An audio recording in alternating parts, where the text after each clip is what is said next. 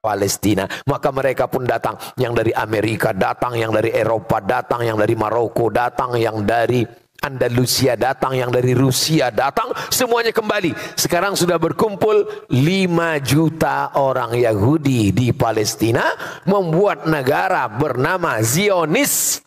Zionis dari satu bukit, nama bukitnya Bukit Sion, atau disebut juga dengan Zion. Maka mereka sebut negara itu adalah negara Israel, didirikan oleh kelompok Zionis Israel. Kenapa mereka buat negara itu?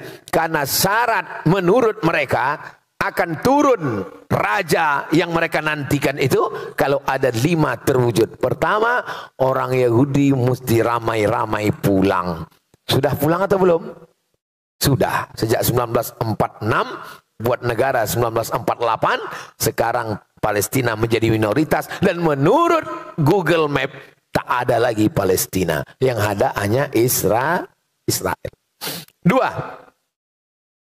Sakit hati mereka yang paling besar adalah kepada Babel, karena bangsa yang paling banyak menyiksa mereka, lebih dahsyat daripada Firaun, adalah Babel. Babel itu maksudnya Babilonia. Babilonia itu Irak, bukan Bangka Belitung.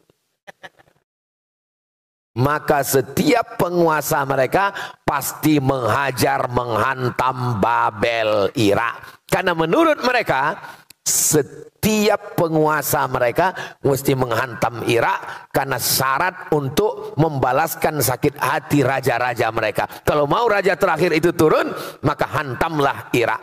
Itulah mengapa Irak babak belur terus. Tapi yang menghantam Irak kan Amerika, Pak Ustadz, bukan Israel. Atas perintah Israel. Loh, bukannya Israel negara kecil, Amerika negara besar. Presiden Amerika tidak akan terpilih kecuali persetujuan dari Israel garis kanan. Dan menteri-menteri itu adalah sebagian besar Madeleine Albright, Yahudi. Yang merusak melalui film, Yahudi. Nah, ini semua Yahudi. Lalu kemudian yang paling-paling kaya, orang-orang kayanya Yahudi. Tapi kita tak bisa salahkan orang kaya, ya dia kaya, salah kita lah kenapa pakai miskin, susah. Salah ini Jepang menjajah kita. Jepang salah, tapi kita lebih salah. Kenapa kita mau miskin, susah, mau dijajah? Nah, jadi kita mesti bangkitkan semangat. Yang pertama, syarat rajanya turun, Yahudi mesti balik ke Palestina. Syarat yang kedua, Irak mesti dibantai. Maka Irak itu babak belur terus sampai serangan yang terakhir. Sampai hari ini Irak lemah. Yang kedua, jadi kata dia, rajanya itu di atas. Mesiah yang dia sebut itu raja di atas, mau turun ke bawah kalau ditengoknya bawah itu hijau. Dia mau ditengok hijau. Itulah maka mereka menggerakkan penghijauan, menanam tanaman sebanyak-banyaknya, dan tanaman yang ditanam itu adalah syajaratul gharqad. Namanya pohon gharqad. Subhanallah, Masya Allah, Tabarakallah, Allahu Akbar. Allahu Akbar. Kenapa Allahu Akbar? Karena dalam hadis Nabi dikatakan, nanti ketika kamu berperang dengan Yahudi, sampai batu-batu berkata, ya Muslim, hadza Yahudi khalfi. Wahai Muslim, ini di belakangku ada orang Yahudi. Faktulhu, bunuh dia. Satu-satunya yang membela Yahudi, kata Nabi, cuma satu. Apa itu? Pohon gharqad. Dan pohon gharqad itu sedang mereka tanam sekarang. Saya waktu sampai di perbatasan, ini Mesir, ini Rafah. Rafah ini satu kota dibagi dua. Setengah untuk Mesir, setengah diambil Israel, Palestina. Ditunjukkan sama guide Ustadz Somad, itu adalah pohon gharqad yang hijau mereka tanam. Untuk apa? Supaya mereka bisa terselamatkan. Syaratnya mesti hijau, barulah raja yang mereka nanti itu akan datang turun. Mereka melakukan protokoler yang dibuat oleh Zionis sesuai dengan yang mereka baca dalam kitab mereka. Mereka percaya, mereka mengamalkannya, mereka menerapkannya, karena mereka mau membuat yang namanya The Great Israelian, Israel Raya. 4. Apalagi mesti mereka lakukan? mereka mesti membersihkan tempat itu dari orang yang bukan Yahudi. Makanya yang boleh datang menjadi warga negara Yahudi itu mesti emaknya, ayahnya Yahudi. Itu yang original Yahudi. Andai ayahnya tidak Yahudi, paling tidak emaknya Yahudi. Karena mereka melihat nasab dari jalur emak. Ayahnya boleh tak Yahudi. Makanya dulu ketika datang Yahudi yang mengaku Yahudi dari Afrika tak diakui karena tengok hitam. Jadi yang sekarang jadi simpatisan-simpatisan Yahudi dari Asia, kalian jangan pernah mimpi jadi warga negara Yahudi kalau kalian pesek, Yahudi bongak, Yahudi bodoh. Tak akan diakui kalian. Karena mereka hanya mengakui Yahudi kalau darahnya darah Yahudi. Andai bapaknya tak Yahudi, emaknya mesti Yahudi. Andai emaknya Yahudi, baru diakui. Emaknya tak Yahudi, tidak diakui. Karena syaratnya mesti berdarah Yahudi. Beda sama Islam.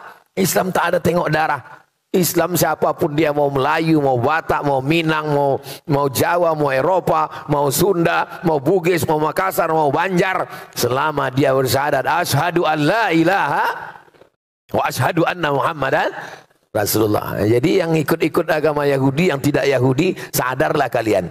Udah pesek, hitam, pendek, hidup, ikut Yahudi pula. Yang kelima, apa syaratnya baru turun? Ini syarat yang terbesar.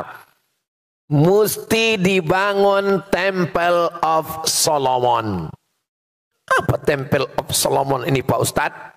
Ini Masjidil Aqsa. Kata mereka di bawah Masjidil Aqsa ini ada kuil King Solomon. Maka Masjidil Aqsa ini mesti diratakan dengan tanah, dinaikkan kuil ini, dibangun ke atas untuk menyambut kedatangan. Gambarnya sudah mereka siapkan. Tulis aja di Google itu Temple of King Solomon. King Solomon Temple. Tak pula keluar. Habis paket, diambil Yahudi.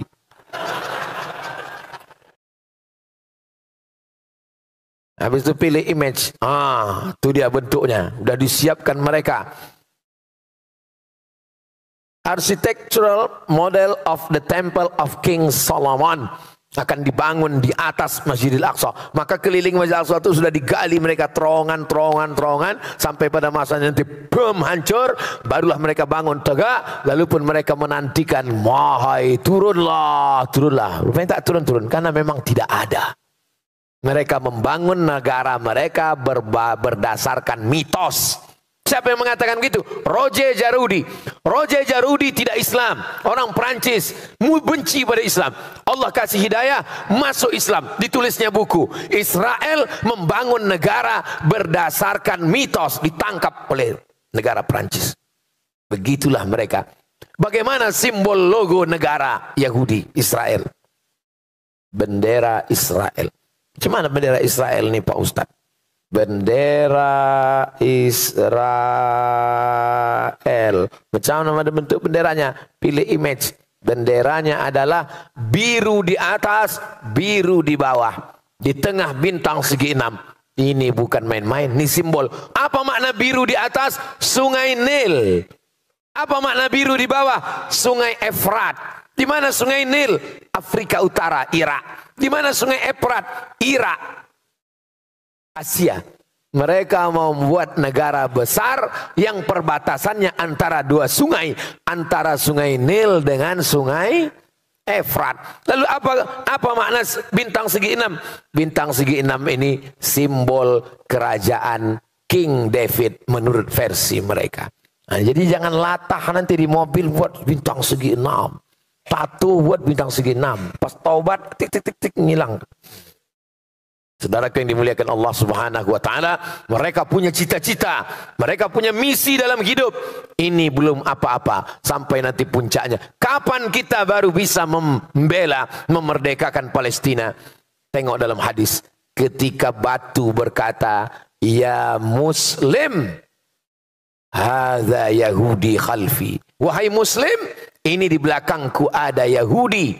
Selama kita masih mengatakan, "Ya Palestina, ya Indonesia, ya Amerika. Ketika nanti kita sudah mampu berkata, ana muslim, waktu itulah baru kita bisa membela, memerdekakan Palestina.